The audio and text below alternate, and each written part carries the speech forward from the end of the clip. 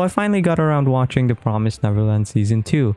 And let me tell you, my journey of love-hating this season was a very bumpy ride. So, spoilers for The Promised Neverland Season 2, but I'd actually recommend not watching the show. And I don't normally do this. I don't normally go out of my way to tell people, don't watch the show. But in the case of The Promised Neverland Season 2, I think you're gonna be wasting your time if you try to keep up with the anime. So I guess instead of a spoiler warning, I'll just tell you right now to go read the manga. Because I haven't read the manga, but I sure as hell am after witnessing such a shit show of a story.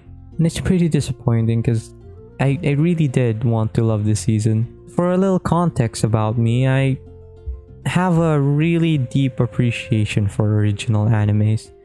And I know I've said this a million times before in my videos, but that's when a director is given creative freedom to do whatever they want. And whether if it's good or bad, there's always that like soul within that show that's a product from the people involved in making that certain work. But wait a minute. The Promised Neverland is based off a manga. It's not an anime original.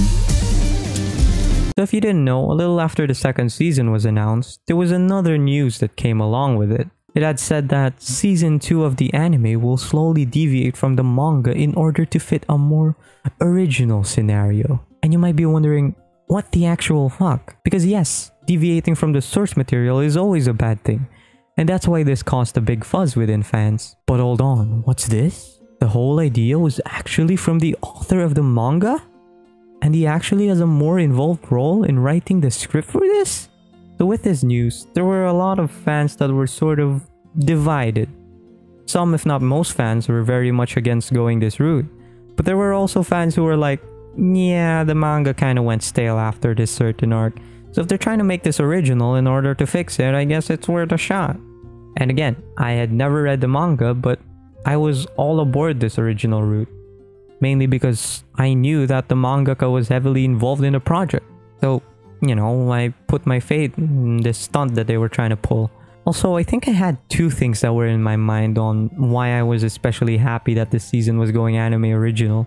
On one hand, I thought that this was a little marketing stunt that the author was trying to pull. Maybe he intended that if the viewers wanted to actually read the original scenario, they would have to go to the manga. Thus, stonks were made in both the anime and the manga. And on the other hand, I just thought of how game-changing this could be to future mangakas to try and experiment different scenarios with their works in anime form. Maybe they just really wanted to make a story that would just fit well if it was animated. So I had those two hopes in mind when I went into this show.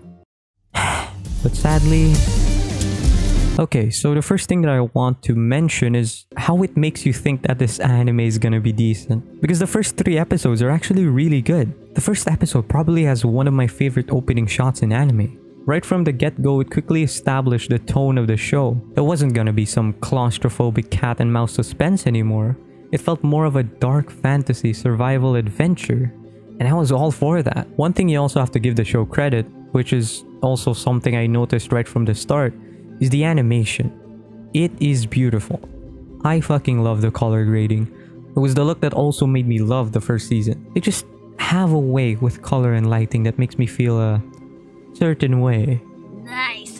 And aside from the 2D, even the 3D was well incorporated into these shots. The CGI monster that was mostly hidden from the shadows, and the background. My goodness, the backgrounds were nice to look at with those gigantic trees. You can really tell they put a lot of effort in the background design. Even the characters were so endearing. I honestly forgot all the shit that happened in the previous season, but seeing the characters again and seeing how they banter with each other and how the older kids are now tasked with the responsibility of handling this pack, there's this familiar bond that you can instantly get right when you see them.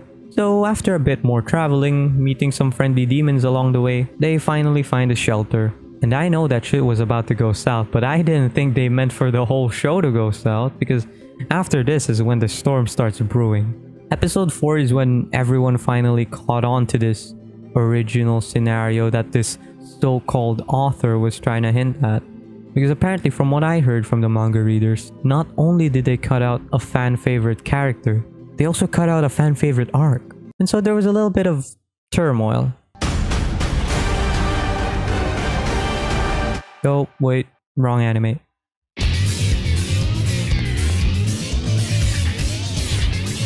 Now, you might have thought I hated the anime after this episode, but hold on to your butt plugs because I still remained optimistic. I thought that they must have removed the character for a reason, because, yeah, there must be a logical reason why a favorite character was removed. I mean, it's like removing Levi from Attack on Titan.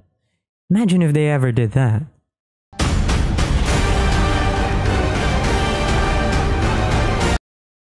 Fuck.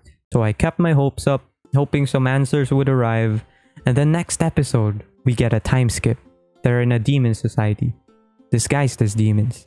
Wait, so you introduce us this demon society where it's almost similar to a human civilization, just catered towards demons. Alright, maybe I can forgive that. I mean, even Attack on Titan surprised me with the Marleyan time skip. Okay, so now I'm guessing that since they're in this new setting, they're gonna have to build up the story with them trying to fit in this society. And I'm guessing in the climax, they'll get caught. Oh, wait, they get caught immediately. And also, Norman's back. Okay, I always knew Norman was gonna be alive, but if you're just gonna show us now, it really feels like his whole death was greatly exaggerated. Okay, never mind. Maybe Norman is finally there with a master plan to save Emma and Ray and rescue everyone at Grace. Emma, I will keep moving forward. Tatakai. Tatakai. Oh, fucking hell. So yeah, Norman is a bad guy now. And I've been making too many comparisons to Attack on Titan. Now, you won't believe me when I say this, but I was still optimistic that they were gonna give Norman a good character arc. Probably show us what he's been doing for the past few months. What? We're just gonna see a couple flashbacks? I mean, sure, it tells the story, but isn't that a bit too hollow for Norman's character building? And what the fuck is that Evangelion bullshit? Alright, maybe Norman is being set up as sort of an anti-hero kind of guy. We'll probably go on those dead demons. Alright, here we go. Go for it, Norman. Make me hate you. Make yourself a true villain. Emma! Emma wa doko da? Emma! Emma. Did they just pull a Martha? What? Why did you say that name? Are you fucking kidding me? Did they just pull a Martha? Right in front of my salad. And they even had the guts to acknowledge that shit. That was what made me finally hate this show. Alright, look. I'm just gonna put it out there. I like Tokyo Ghoul Route 8. It was a pretty entertaining watch. This is not an entertaining watch. Let me guess. Emma arrives and beats Norman with the power of friendship.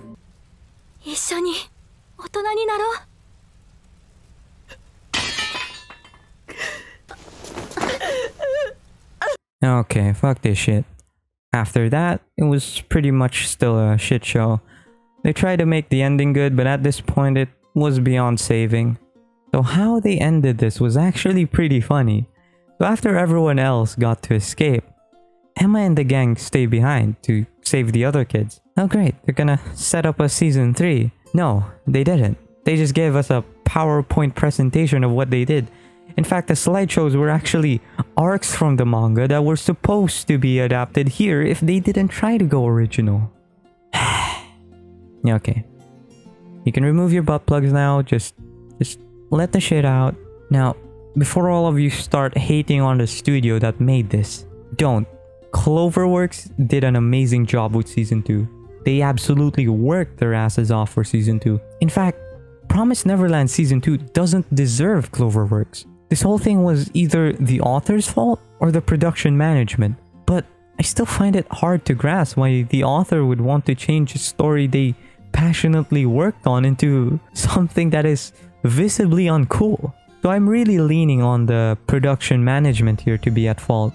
I mean, even the writers refused to be credited in the last 2 episodes. That in itself just says how much they didn't like making this show. I guess I'll definitely be reading the manga because this show was a disaster. A lot of people have said that the manga does get stale after a while, but I'm sure it's not as bad as the Promised Neverland Route A.